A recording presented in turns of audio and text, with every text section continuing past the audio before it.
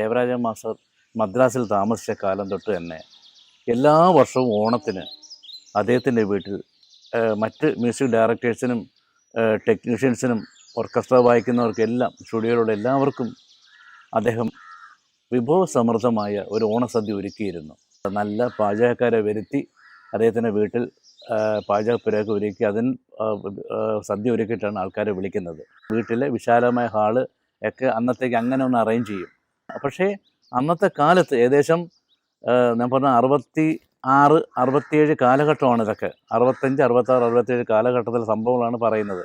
അന്ന് ഓണം എന്ന് പറയുന്നത് തമിഴ്നാട്ടുകാർക്ക് അജ്ഞാതമായിരുന്നു. അജ്ഞാതം വെച്ചാൽ അവർക്കറിയില്ല.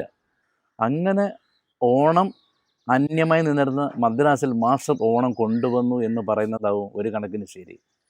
അതുവരെ സ്റ്റുഡിയോയിൽ വളരെ കർക്കശക്കാരനായിരുന്ന മാസ്റ്റർ അന്ന് വളരെ സ്നേഹമസൃണമായ ഒരു ഗ്രഹനാഥനായിട്ട് മാറി.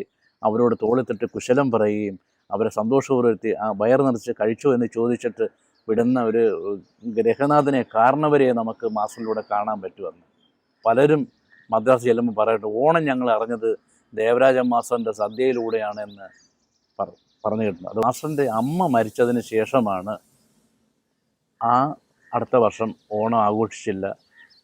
അങ്ങനെയാണ് ആ ഓണസദ്യ നിന്നുപോയത്.